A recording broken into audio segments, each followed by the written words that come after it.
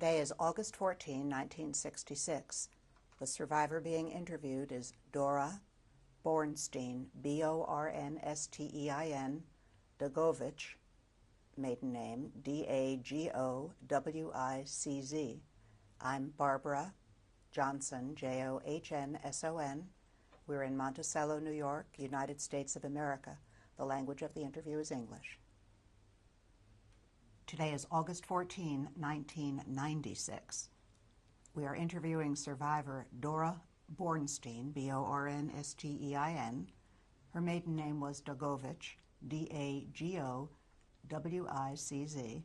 I'm Barbara Johnson, J-O-H-N-S-O-N. We're in Monticello, New York. The language of the interview will be English.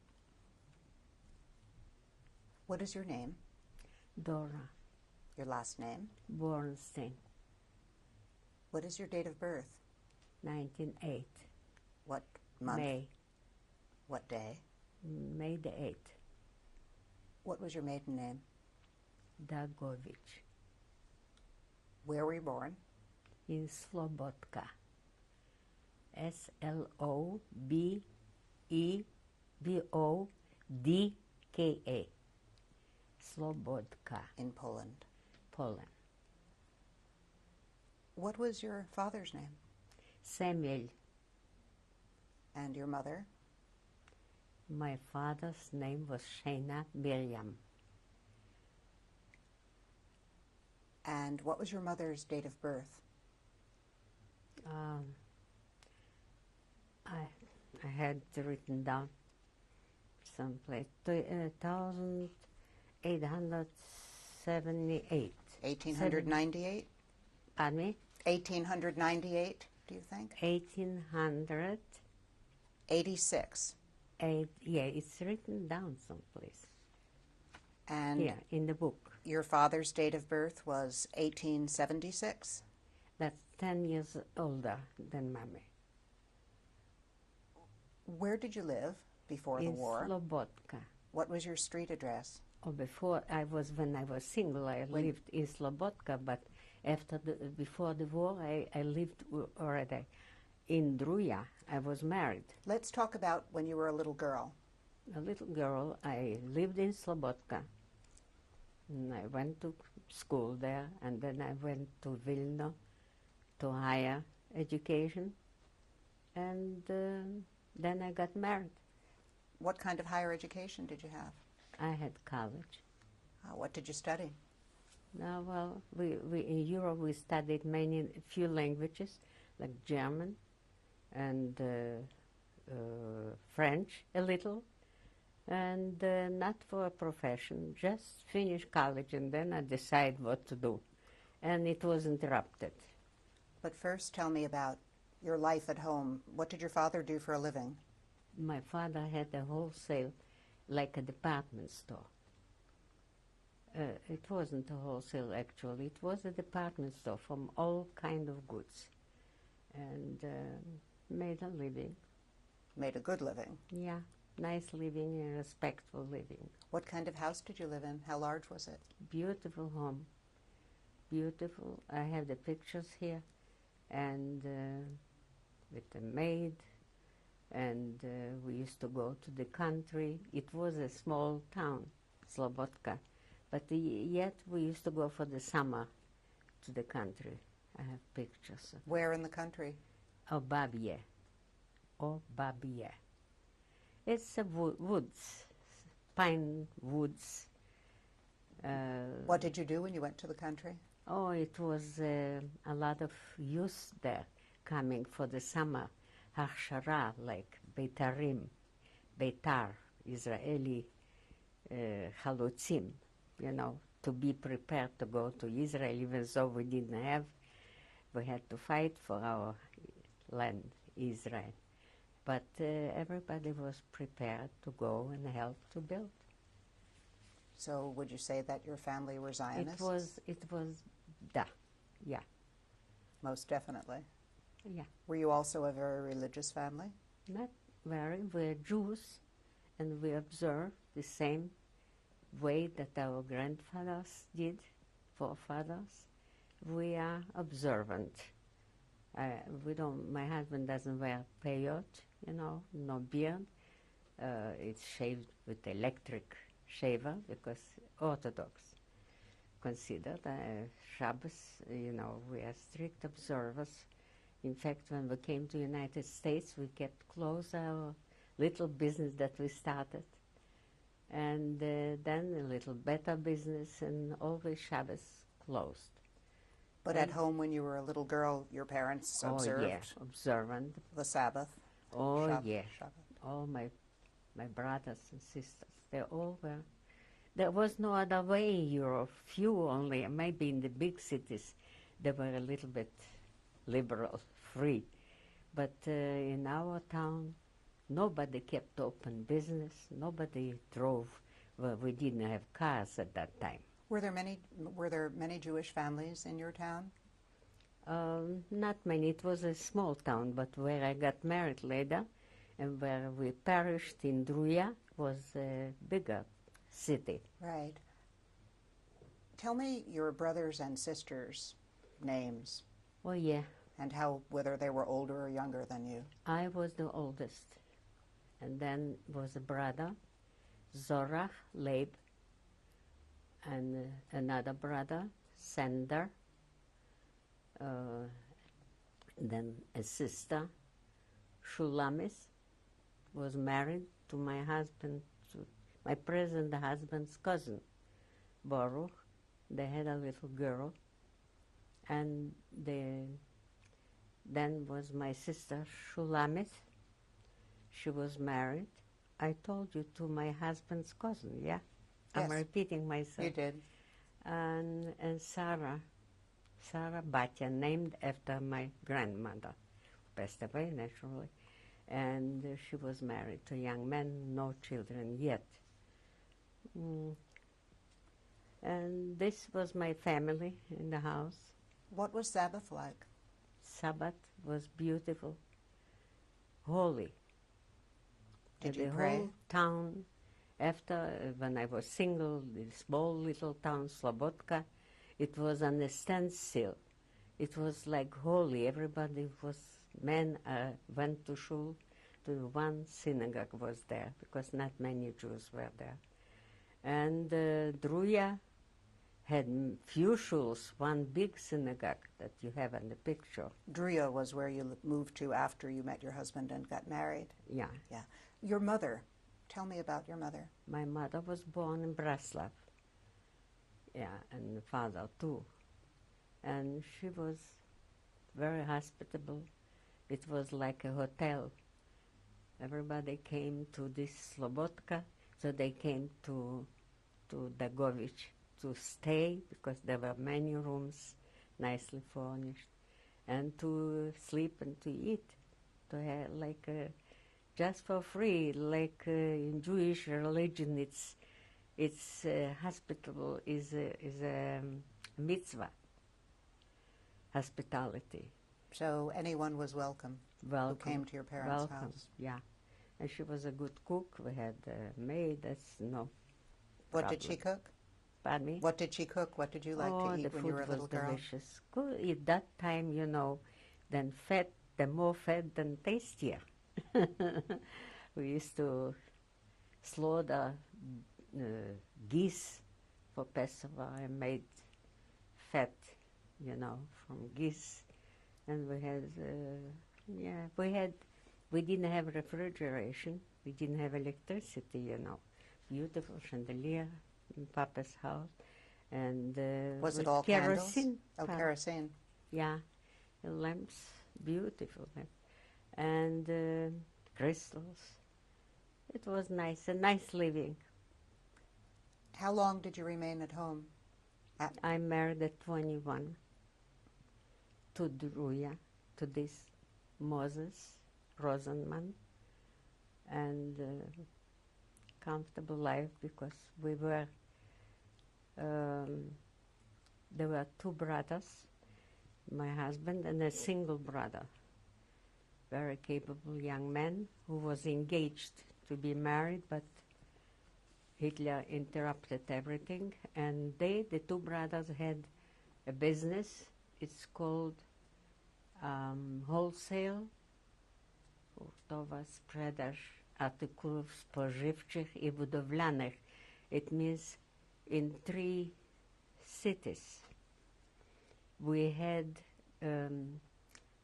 wholesale business, food, and building material, like nails and wires and cement, whatever is needed for business, wholesale in 3 cities. I wanted to ask you a question that I forgot, which is, when you were at home, did you have hobbies or activities that you pursued? I was studying, and then when I interrupted my study because of my sister's sickness, my sister Shulamit got an infection on the leg, and I had to go with her to Warsaw twice to have it cured. First we went to Vilna to a surgeon. He operated on her, and then we made a, what do you call, proteza. Prosthetic. Yeah. She lost her leg. No. No. She was operated and the leg was shorter. So we went to Warsaw to buy a proteza, what you call Prosthetic. it. Okay. Proteza, your word. Mm-hmm. On a high hill because the leg was shorter. And yet she grew up, she finished college, and I showed you the picture. She married this Baruch Entin, his cousin, my husband, present husband's cousin. You saw the picture, right? I did, and we'll see it later. Yeah. So, and then the youngest, so I interrupted my study and I had to help my parents. I went to Vilna to buy for their store, for their stuff, all kind of stuff, from paper goods to leather shoes and to flour and food, everything, herring. And it was a good store and a respectable business. Shabbos closed, naturally. Everybody had it closed. And we Your were father's store observant. you're talking about. Oh, yeah. My father used to pray for the pulpit, you know, like a cantor. He didn't sing, but he was praying. He led the service. Yeah, he led the services. We had a rabbi, I told you. Did you go rabbi. to service as well? Oh, yeah. Yeah, girls went also. They did. And it was a nice living. We are talking about my parents' house, right? Right. And then when I got married, naturally the same thing. It was observed. The holidays and Sabbath was holy. Did you encounter any anti-Semitism when you were living at your parents' house? No. We had in Europe, you know, many wars. First came the Polacks, and then came the Russian, and always wars. And whoever, you know, lost the war, then it was no government and nobody controlled. So the villagers took advantage of it. They were robbing, and it was a dangerous life, always interruption. And yet we didn't have no place to go. We didn't have Israel at that time. If somebody wanted to be prepared, like the Halutzim, I told you, in country, it was on the black, it wasn't allowed, but we somehow smuggled the young people there. And this was the Halutzim who worked for Israel. When was this? It was 1938, 29, 28, that's right. When we were in country for the summer, we had a lot of youth there singing Hebrew songs and dreaming about Jerusalem to be there. Were your parents in the country as well, or did they just send you children? My parents were when we were in Slobodka. Yes. The parents didn't go to the country because this little town is like in the country with woods surrounded. So they didn't need to beautiful, go into the country. nice They were air there. and water, a lake, beautiful lake. And so they didn't go to the country, but they came to visit us when I was married, to visit us to our place where we went for the summer with the children.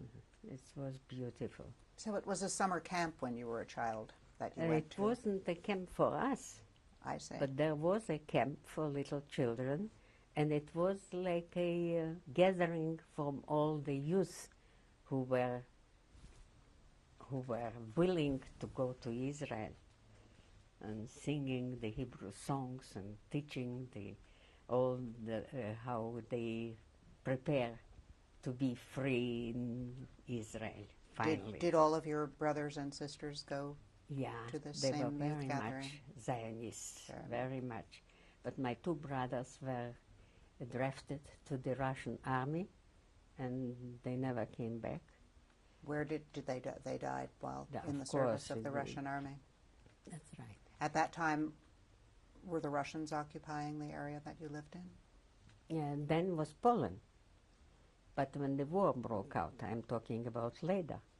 I see. Yeah, after in 1939, they started already drafting people, and it was the war because between Poland and Russia. What kinds of things did you know about the war at that time? You knew that the Russians had taken over your homeland. The Russians, we were very scared because we knew that they will not treat us as good as the poor people, and because they called it capitalist. Capitalist wasn't allowed to live on the border between Poland and Russia. We weren't trusted. You understand? Capitalists they used to take to Siberia, always. Years back they used to kill the capitalists. The bourgeois, Shot them, you were about bourgeois. to say. Yeah, you know it. And now they only took it to Siberia, which was a terrible punishment, we thought.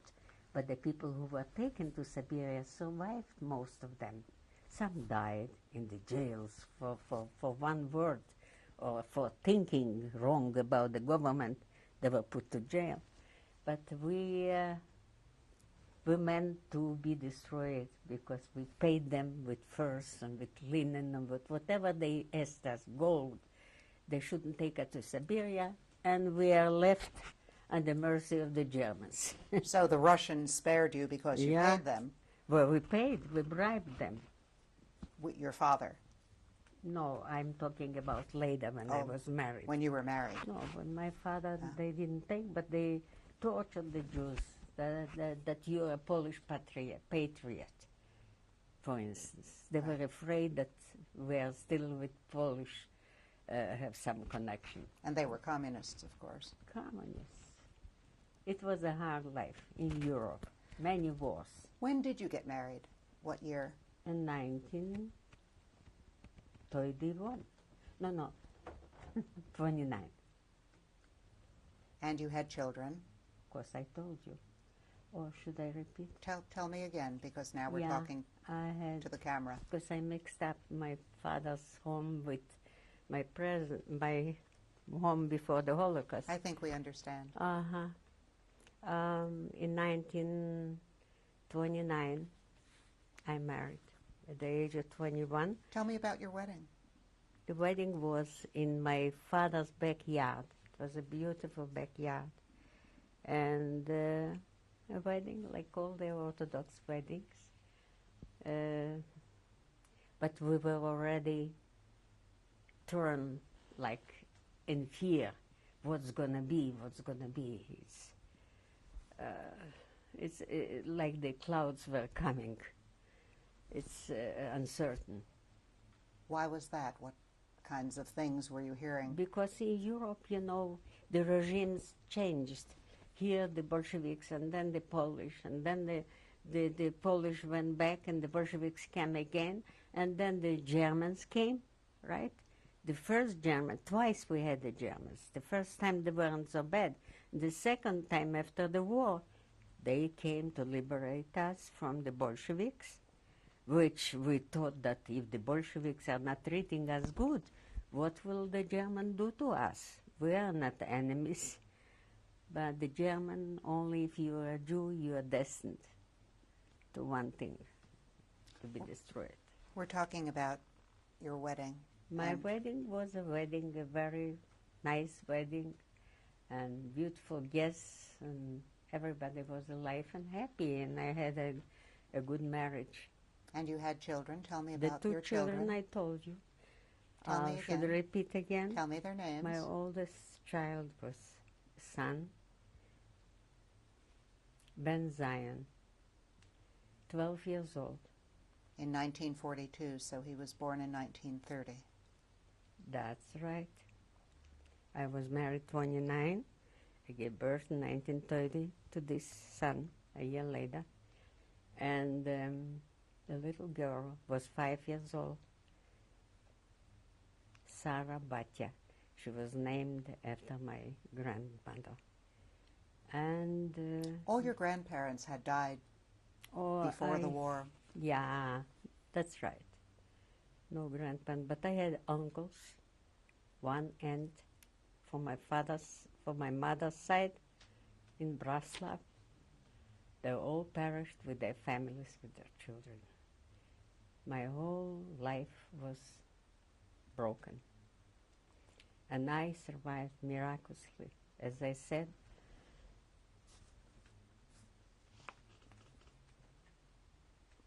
when did the Germans first come to your town? When did you first become aware? After you were married and after you had your two children?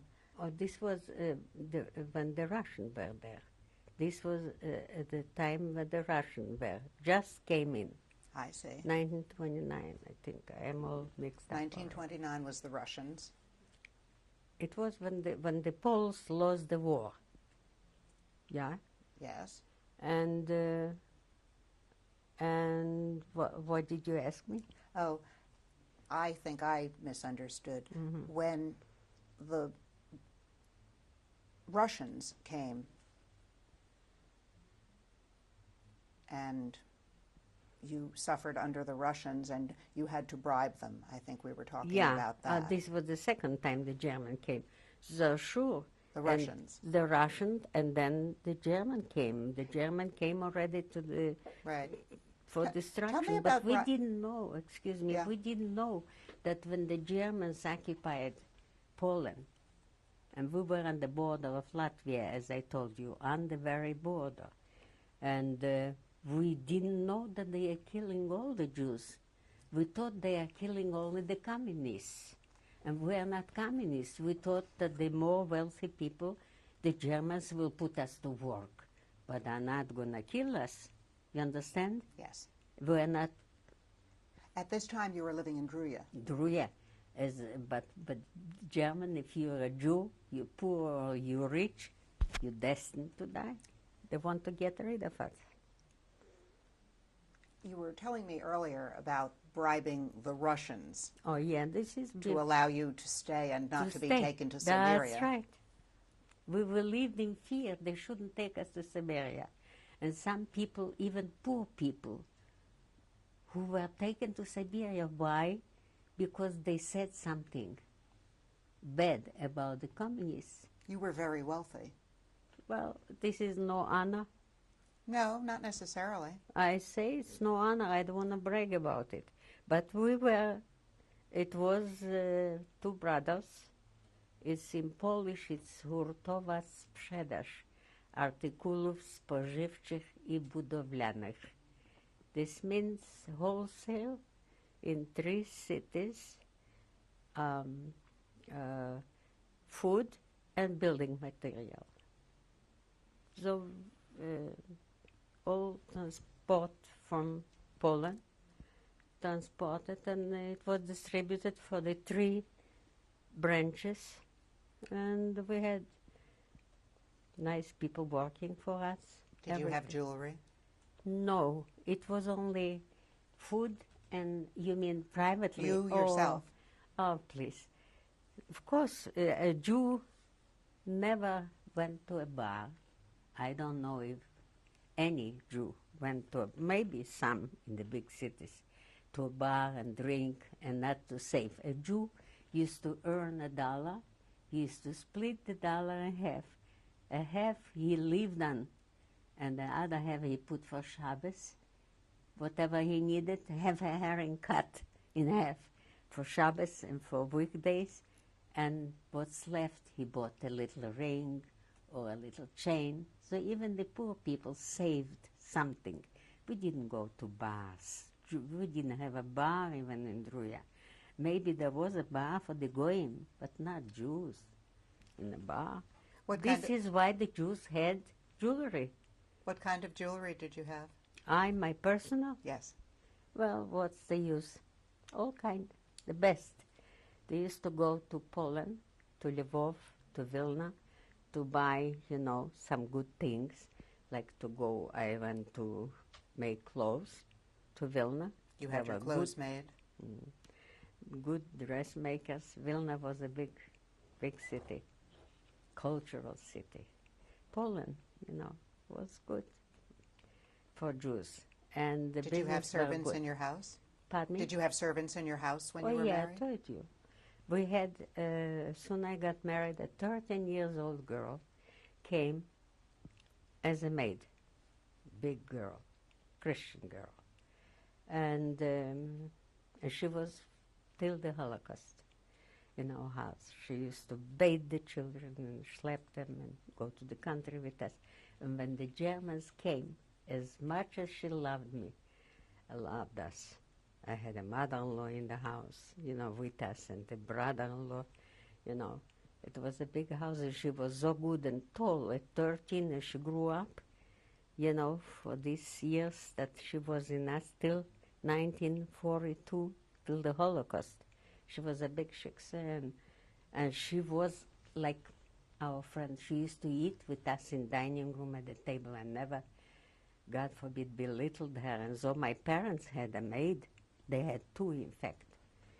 So she was like one of the family. We treated her very good. When I went to make clothes for me, I brought for her the same stuff because she wanted the same dress as me.